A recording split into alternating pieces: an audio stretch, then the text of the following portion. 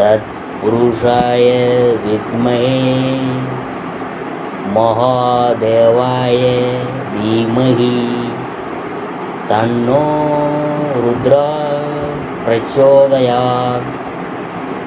அனைத்து நண்பர்களுக்கும் பிறைசூடன் சார்பாக அன்பான வணக்கங்கள். இந்த வீடியோ பிடித்திருந்தால் லைக் பண்ணுங்கள், ஷேர் பண்ணுங்கள், கமெண்ட் பண்ணுங்கள், மறக்காமல் சப்ஸ்கிரைப் பண்ணுங்கள். வாங்க வீடியோ பார்ப்போம். அதிகார உச்சம், கோடிக்கணக்கில் சொத்து, ஒய்யாரமாக உட்கார வைக்கும் சனி செவ்வாய் சேர்க்கை. அதை பற்றி பார்க்கும்பொழுது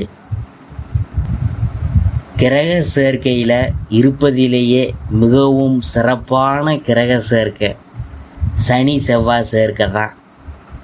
அதே நேரத்தில் மிகவும் மோசமான கிரக சேர்க்கையும் அதுதான். பெரிய நிறுவனங்களை நீங்கள் சனி செவ்வாய் சேர்க்கை உறுதுணையாக இல்லாமல் நிறுவ முடியாது. அதே போல் கனரக வாகனங்களை சனி செவ்வாய் சேர்க்க அனுமதி இல்லாமல் நீங்கள் இயக்கவும் முடியாது. பிரம்மாண்டமான சொத்துகள் உள்ளிட்டவற்றை நீங்கள் சனி சேர்க்கை இல்லாமல் வாங்க முடியாது. நிறைய ஆட்களை வைத்து வேலை வாங்கும் யோகத்தையும் செவ்வாய் சனி சேர்க்கை தான் கொடுக்கும். சனி செவ்வாய் சேர்க்கை உள்ளவங்க தங்களுடைய பெற்றோர் இருக்கும் பொழுதே சொத்தை ஒழுங்காக பேசி பிரித்து வாங்கி கொள்ள வேணும். இல்லாட்டி வீட்டில் பெரும் யுத்தமே வெடிக்கும்.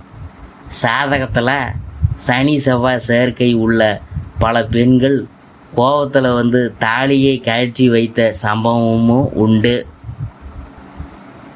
இந்த சனி செவ்வாய் சேர்க்கை உள்ளவங்களுக்கு விபத்துலாம் எளிதாக நடக்கும். இது எப்போது நடக்கும் என்றால் கோச்சார ராகு சனி செவ்வாய் மீது பயணிக்கும் பொழுது நடக்கும்.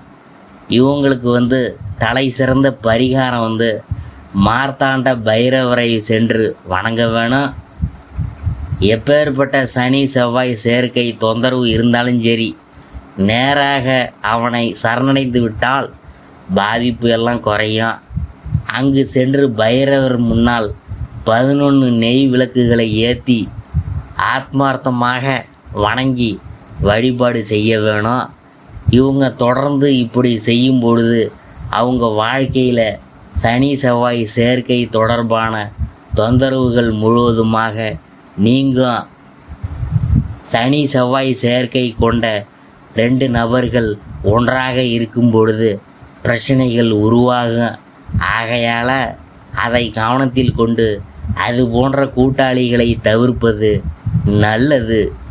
அதே போல் சனி செவ்வாய் நட்சத்திரம் கொண்டவங்க நண்பர்களாக இருக்கும் பொழுது பிரச்சனைகள் ஏற்படுங்க.